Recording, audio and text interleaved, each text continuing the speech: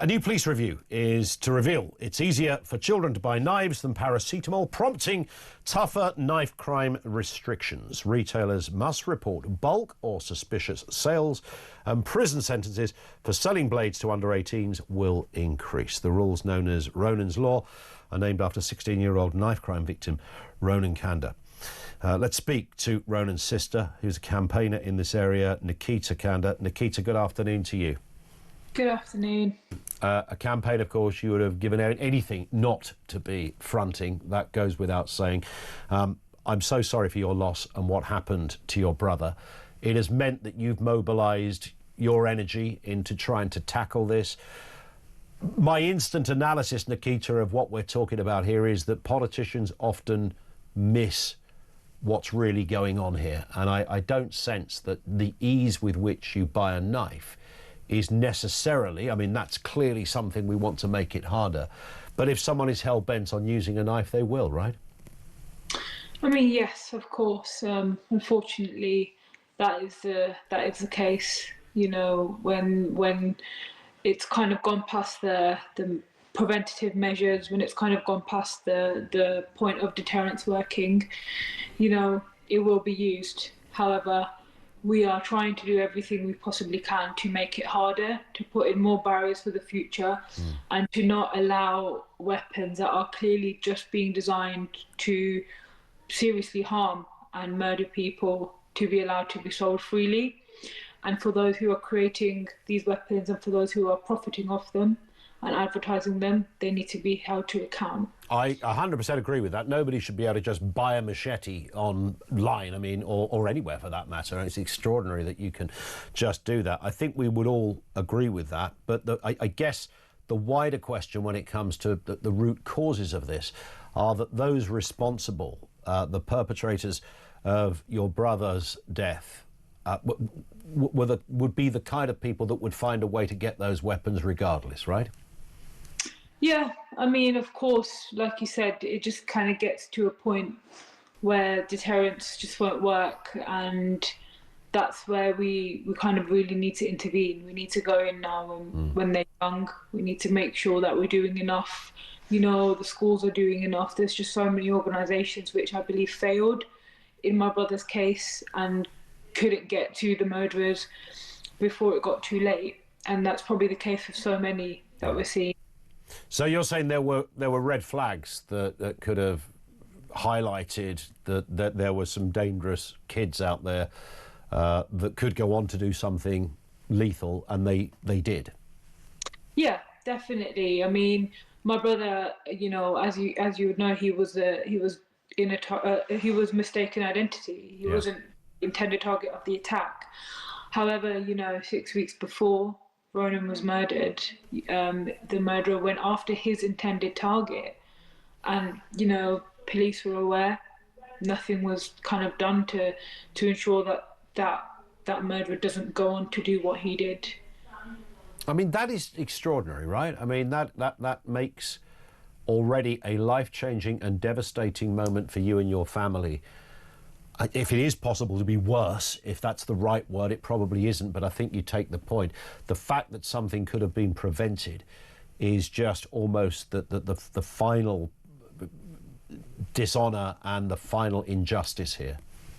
Yeah, it really is. And, you know, the sheer size of the weapon that was used on my brother, it keeps me up at night knowing that that weapon went through his heart. And, to this day, it really, really just shocks me that that was just so available and nobody questioned him.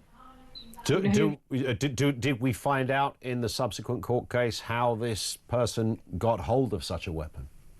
Yeah, so he used his mum's ID. He was ordering them in a period of 6 months, so he was actually harbouring loads of weapons into his home. Wow. And he was a self-admitted arms dealer. And on the day, he went to his local post office, didn't get ID, didn't get any checks, collected the weapon, went on later that day and took my brother's life. Wow. So yeah, he stopped at any point. Your brother died after his killer picked up a package from a post office. I mean, that sentence is haunting in itself. In terms of the sentence that was given to his killers. Tell us a little more about that, if you could. Yeah, so obviously with them, when anybody gets convicted of murder, they get a life sentence. However, it's always with a minimum term to serve. So one got 18 years minimum and the other got 16 years minimum.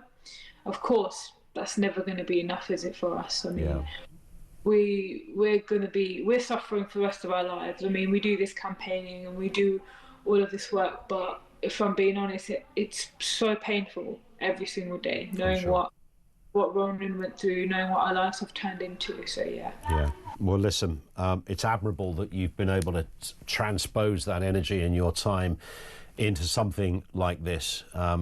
Clearly, that's a positive. But as I said at the beginning, Nikita, something you really wish you weren't having to do. But I thank you for coming on with us. Nikita Kanda, who's the sister of Ronan, has found herself as the campaigner in this area. That's just a position.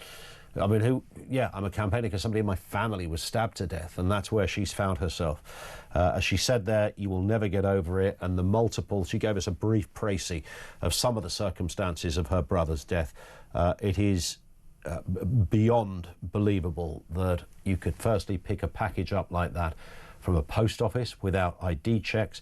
The idea that this is not a greater taboo, whether it's the police, whether it's people have mentioned education as well in some of the communications we've had. There is a problem, and that problem I don't sense ultimately is down to just how easy it is to buy one. Let's speak with Courtney Barrett, founder of Binning Knives Saves Lives. Afternoon to you, Courtney. You would have already been familiar with Nikita's story, and sadly, because of the work you do, you would have spoken to lots of people who can tell that same grim and tragic tale. You know what I'm really sick of? People like Nikita, who have been found by the government, who have gone through hell, and then they're the ones who are doing the government's job. You know, I work with around about 20 families who have had family members murdered due to knife crime. Yep. And all of these families, they're out there every day doing different things to reduce knife crime and to spread awareness in communities and to educate youths, all the things that our government should be doing. It's the knife crime. About 5 years ago, I've done a documentary, and I said, if we don't do something about the knife crime now, in a few years' time, it'll be too late. Yep. Just as Nikita just said, it's too late. Yep. Deterrents. Listen, I saw Sadiq Khan a few months ago. I asked him about knife crime, and it was blatantly obvious he didn't have a clue, didn't care. He said to me that there's knife amnesties in the police station, and now you've got the government talking about sales of knives, which isn't going to do anything really and truly. These are token gestures. These are token gestures by people who don't care. Why weren't these things implemented 10 years ago? Where's our stricter laws? It should be 5 years standard. You get caught with a knife on you, 5 years, go to prison straight away. 100%. And I mean, just to completely back up what you're saying here as well, I mean, I found it ridiculous that Yvette Cooper has expressed her shock at the ease with which you can buy knives. I mean, really? You're the Home Secretary. That's new news to the Home Secretary. Man alive. I mean, that's hardly the headline here. As I said at the beginning, kids aren't going out with knives just because of a loophole, because it's easier to buy than a packet of paracetamol. And you're right. When you get caught, when you get stopped, every Home Secretary says, and you would have seen it more so than me, Courtney, they all say the same thing. Labour, Tory, we're going to get strict on knife crime. Nobody ever does. And if you're 16 right now and you're stopped in an inner city street with a knife, the chances are you probably won't even get arrested, let alone charged. Exactly. It's just a joke out there. Let me tell you about somebody called Joseph Cullimore from Chinkford, 46-year-old man. He was knocked out, and then whilst he was knocked out on the floor, a 16-year-old stabbed him 7 times and murdered him. The 16-year-old, because of his age, only got 6 years. He was out in 3 years, and then he stabbed someone else and straight back in prison again. This is what's going on. Our government and our mayor, our London mayor and the authorities, they haven't got a clue to the severity of knife crime. Yep. They have not got a clue what to do. Let me throw a few facts out. We all talk about youths and gangs and stuff. We talk about zombie knives. Well, most knife crime is committed using kitchen knives. 70% of knife crime is used. Kitchen knives are used, yeah? Yep. And most knife crime is committed by over 18-year-olds. So it's not just the youths and gangs, it's everybody. You've got more people carrying knives because they're scared now.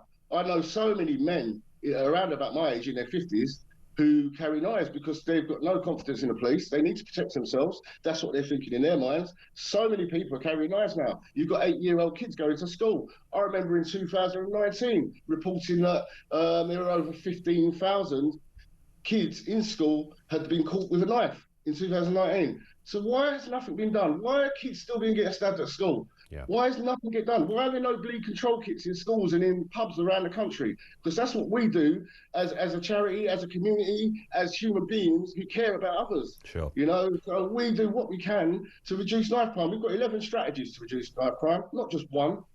Not just one like the government's got or like Sadiq Khan's got that doesn't do anything. Yeah. We've got proven strategies that were proven to reduce knife crime. And these guys have ignored us for years because we embarrassed them and got the figures that they were trying to achieve.